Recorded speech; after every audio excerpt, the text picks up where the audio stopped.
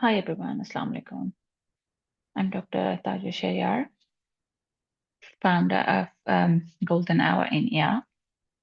Today's session is a very real and personal one, failing the MRCEM SBA. What's next? So I've spoken to dozens of candidates over the last few days who said the same thing.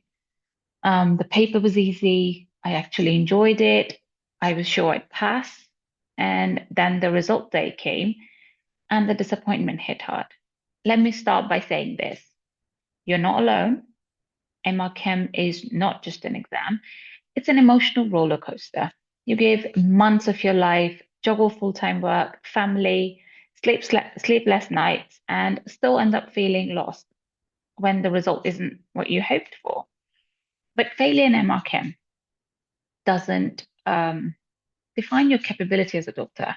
It just tells you that your exam technique or strategy needs a little tweaking.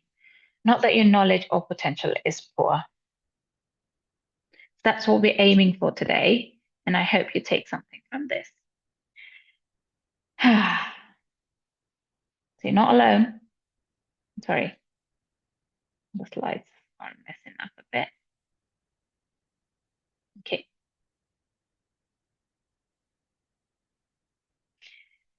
You're not alone in this. All right. This is just one of those many roadblocks that you might feel in your journey. And like I said, many people thought they were marking the right answer, but the result just said otherwise. Okay. So why does this happen is the real question, isn't it? So let's go over a few reasons why this has been happening. Sometimes an SBA paper feels straightforward because you've seen those similar questions before, that it looked easy trap, isn't it? But the RCEM wording can change subtly, and that can actually change what they're testing. So you walk out confident, but a few options had hidden twists. The exam is designed that way to test your precision, not pattern recognition. Okay. Second is your over reliance on question banks. Many of us fall into the habit of memorizing question bank answers rather than understanding the reasoning. RChem questions often change just a little variable, a patient's age, maybe vitals or comorbidities, and that flips the answer entirely. When you rely on memory pattern or pattern memory, you miss those flips. The third is ignoring the RChem blueprint. The RChem always releases a blueprint of topics and weightage. So if you go through the 2021 latest RChem blueprint, you'll be able to see what you're supposed to focus on. Some candidates can spend like weeks on ECGs and arrhythmias, but they might skip toxicology or psychiatry. Sometimes you actually take SLO1 for granted, and you'll be surprised to see like 60 questions come from SLO1, and that's like a lot of question. Fourth is timing and fatigue issues. It is a long paper, I won't lie. Mental exhaustion just sets in. Honestly, after the paper one is done, the second one, you're just like dragging yourself through the exam, honestly. And some candidates mark too many review later questions and they never return to them because obviously it's so exhausting in the end to just review everything. So I would suggest like practice full mock papers under timed condition, treat it like the real thing, do as many of those as you can to get your brain ready to be able to process MCQs as quickly as it is required in the exam. Fifth is tricky wording, okay, and double negatives or hidden cues that you might find. So RChem sometimes loves subtle wording like, which of the following is not recommended? Or what is the most appropriate initial step? Okay, notice how I stress on not and initial because sometimes you can miss that. And so in a rush, you kind of pick the right treatment but at the wrong stage. That's not what they're asking. Sixth is your exam day pressure.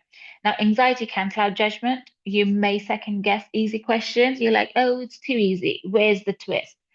Or you rush to finish early, and all of these can be detrimental. So build confidence through mock exams, and calm routine helps. Okay. Oh, sorry. What is happening to my slides today? Okay. Now let's process failure. You didn't fail. Okay. You learned what didn't work. That's how I like to phrase it. So let's talk about what happens after the result day. Okay, the empty feeling, scrolling your email, refreshing the page again, hoping you misread it. I've been there, many of us have. It's okay to feel angry, confused, or numb, even. And I understand that it's been a few days since your results been back, and you must have gone through that acceptance phase. However, I know many of you are still in that grieving phase where you're like, should I prepare again? Is it even worth preparing again? Like, do I even know emergency medicine at all? The results say otherwise. I've been there, okay? Many of us have. It's okay to feel angry, but please don't let the shame creep in. Failing once or even twice doesn't mean you can't make it, all right? So the first step is feel it, don't bury it, okay? Take a few days off, rest, do something non-medical. You've earned a break, not a punishment. Take it. Okay. Step two is to reflect objectively. Okay. Look at your performance breakdown. They usually send it like a few weeks after your result. Identify the domains where you were weaker. Okay. Just look through your result and see what happened. Sometimes it can be just one domain, say maybe, SLO3, recess or trauma, that you feel has pulled your score below the pass mark. And sometimes it can be a number of other things. So just focus on that and then try and rectify the weaker SLO. Okay.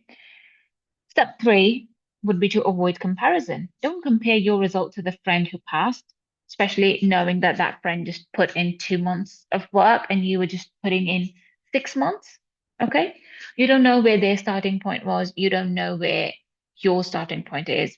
So these can be different. Comparison isn't helping anybody, so don't try and compare yourself with others.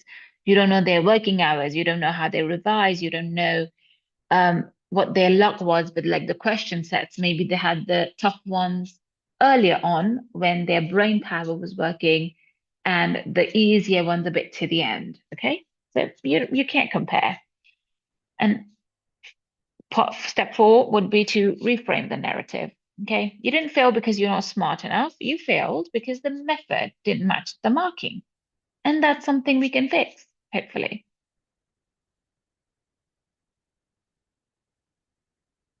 What is happening? Sorry, guys.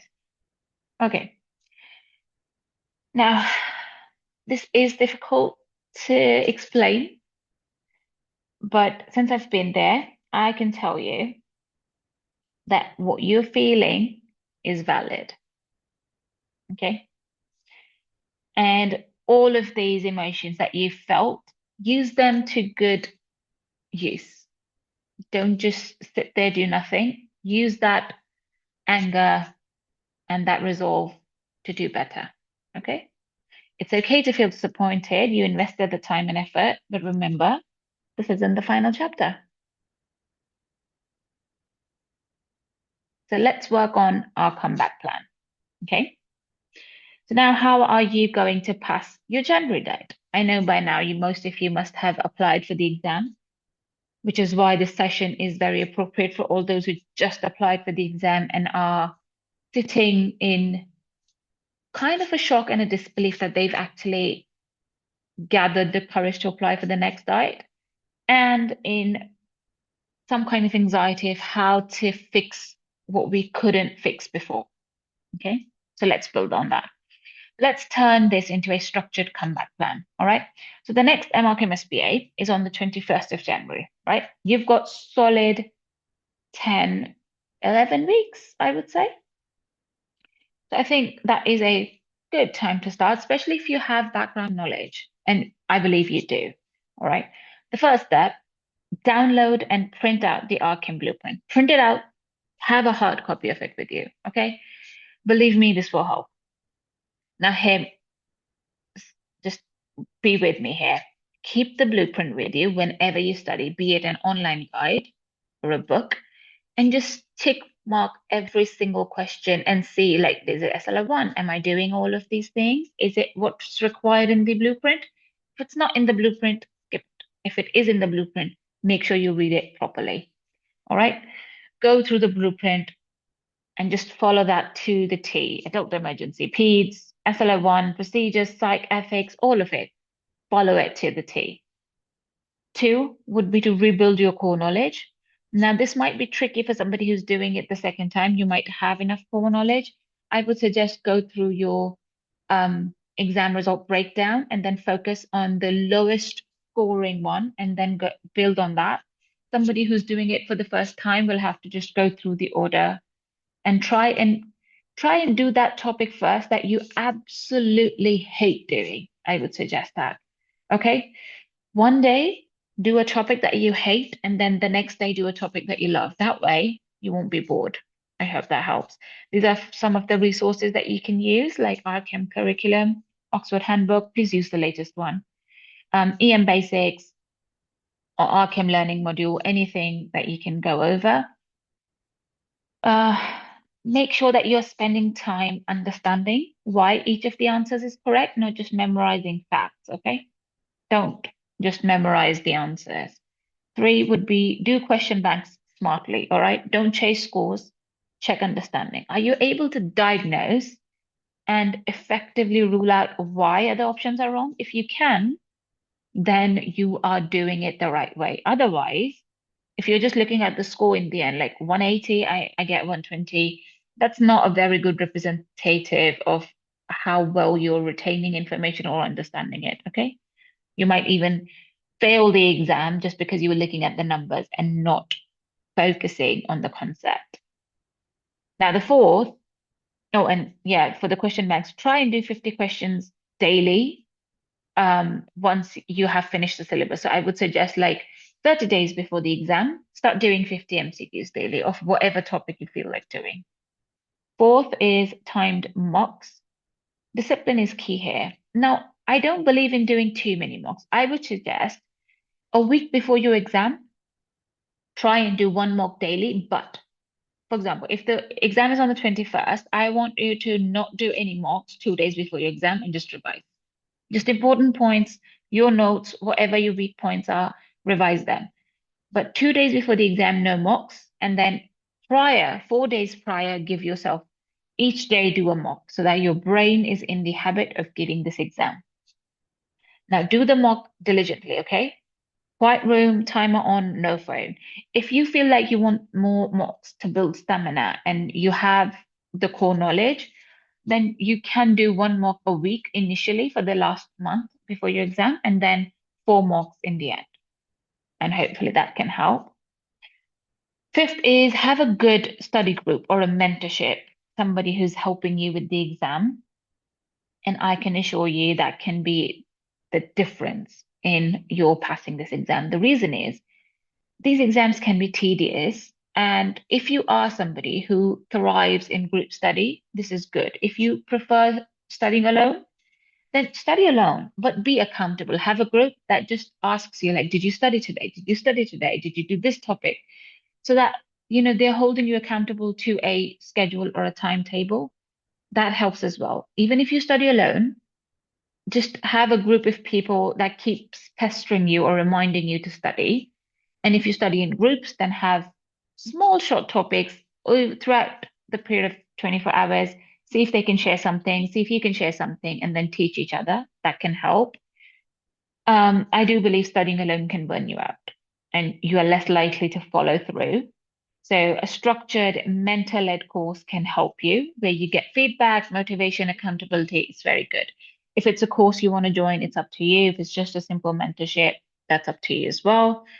Um, We usually do have interactive learning at Pakistan MRCEM Academy that I sometimes associate myself with, where you can get SBA mentorship if you want.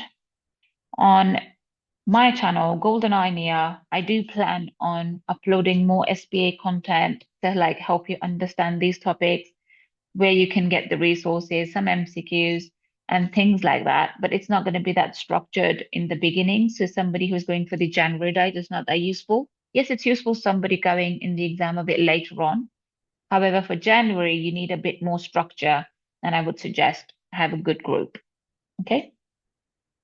Step 6 is a mental health routine. All right. Small, consistent habit. If I do believe, like, studying in the last month is not beneficial for long-term retaining concepts and knowledge, and you will need all of this for OSCE. So I would suggest listening to a good podcast, okay, an audio learning thing. Revise things by hearing them again and again. So if you learn, like if you've done a Oxford handbook, you open it, you do one reading, read it aloud and record yourself. All right. And then just listen to it when you go on a 20-minute walk. Try doing that with each topic, and you might be able to build up um, an audiobook of it. Or if you learn better, you will find audiobooks of your medical books. So EM handbook, just download the audiobook, put it in your ear, go on a long walk, and just listen. That'll help, honestly. I do plan on making audios, small audios for all of you, so that you can get into the habit of listening. And I will start this series hopefully by end November and the whole of December to like cover some important topics like last minute revision points and rapid review series and things like that for all of you, so that you can then use that to just listen on the go. If even because I understand you're working, okay? I know you've got responsibilities at home and at work. And so this is something that you can do, like even washing dishes, looking after the kids, house chores for the ladies. And then for men, if you're driving around or just commuting to work and coming back and it's a 1 hour drive, you're stuck in traffic, just put your earbuds on, listen to the audio, and that'll be able to help you. And you are studying that way. You're building concepts, you're studying, and not everything has to be visual. Sometimes audio learning helps. So I'm hoping that that will be useful for all of you. And if you have any suggestions about how I can make you learn a bit better, just leave a comment down below and I'll be able to help. Okay. So how can we learn from um this attempt? How can you? So the thing is, the best way that you can learn from this attempt would be to not rush through questions, okay? Easy looking questions will still need careful attention. And even though you think like, oh, this one, I've seen this one before. Yeah, you might have, just give it a second read. Okay. Just please don't rush through. Don't ignore your weaker domains. Okay. I've written these, for example, because these are the most ignored ones. But if SLO1 is your weaker domain, focus on it, build on it. We have a module-based learning at Pakistan MRCEM Academy, where you can just join for a module that you will weak in. You don't have to take the full course, just join a module, and that should be okay. Too many reviews. Do not just flag each and every question. Leave some of them. If you don't know the answer, then thinking about it later on isn't going to help. All right. Don't leave too many for reviews. In the end, honestly, there's hardly ever any time. I've never been able to review my questions. And by the end of the exam, honestly, the only thought in my head is just to submit the paper and not look at my answers again, because I had this tendency of like changing them if I'm reviewing it. And most often than not, I would get the answer wrong. So I wouldn't recommend it. Inconsistent studying. So work fatigue disrupts your study routine. Okay. Sometimes you're just too tired, or you're on nights, you're on evening, and you were having this good method of studying in the morning, and now you're back on mornings. So you have to study at night, but you're too tired at night. And so the schedule can upset your study routine. My advice would be use AI, okay? Put your schedule in and then get AI to give you those hours so that you can focus. And then get your study group on board with it. So that just appoint one person and say, hey, listen, I have my nights coming up next week. I'll be tired in the mornings. Please hold me accountable. And so this week, can you do the teaching? And I'll listen. And then the weeks that you're in the morning and you have time in the evening, you can maybe teach them when they have their nights. And that way you can collaborate and study together. Okay. Pick up the slack where everybody else is, busy or slacking. And then they will pick it up when you are slacking. Okay. So this is your recovery timeline. All right. From November 1st to January 21st, this is what we're looking at. So week 1 to 4, we're going to build core concepts. All right. The whole of November, go through the Oxford Handbook topic wise diligently. Don't just read it like it's torture. It can be, but don't. And just listen and obey the book, basically. That's what I'm saying. And my advice would be whatever you read on your own, get the audiobook with it. Use AI to like read it to you, and it can, and use that to your advantage. Week 5 to 8 is going to be when you pick up the pace. So intensive SBA practice with topic reviews. And from week 5, I would suggest you start doing your MCQs. Okay, don't do this before. Week 5 is the only week where you start doing this. From week 9 to 10, that's when you do the full mocks and the revision. And then week 11, final polishing and resting. Okay, so that's when you do the rapid review series, rapid review, MCQ wise, and just important things that are always tested, maybe scores that you can just revise again. And consistency is key. All right. Even if you do 1 hour daily, stick to it and don't just be distracted in that study hour. Be very focused. Although I would recommend that in the weeks 1 to 4, you have to give at least 3 to 4 hours. From 5 to 8, build it up to like 5 to 6 hours. And then the last 2 weeks, 9 and 10, these would be when you're giving again 5 to 6 hours, but doing at least one mock a week. So 2 mocks here, and then the last week is the first 4 days are mocks, and then the rest of the days are resting and just polishing up on weak areas.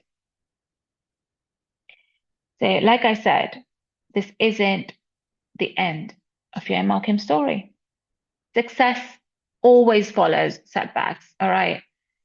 And many of the brilliant EM physicians that you've seen, they haven't passed every exam in the first attempt. And that's made them a better doctor. So don't worry, all right? You are building resilience. The more resilient you become, the better understanding you have. I can tell you that of the topics, honestly.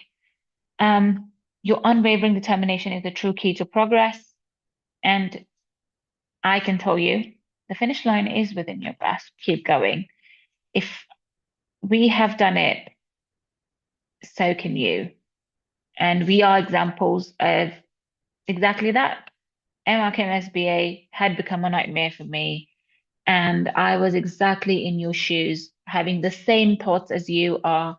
And so I can tell you for sure that it gets easier. And it is an exam at the end of the day that you will pass. All you need to do is focus and stay resilient. Hard work always pays off, okay? There's nobody in this world who will work harder than somebody who's once failed. So my closing remarks are, you're mid-journey. That's how I like to say it, okay? You are mid-journey, and when you finally pass, you look back and realize this phase made you stronger, disciplined, and more focused. And lastly, don't give up now. And thank you very much for joining.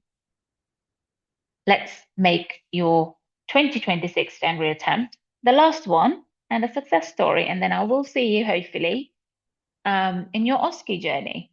So this is me, Dr. Tajwer Shaheryar, signing off from GoldenEye NIA. If you have any questions, please leave them down in the comments below, and I will try and answer them as much as I can. You can use the live chat function as well, and I'll try and answer them on the go as per your need.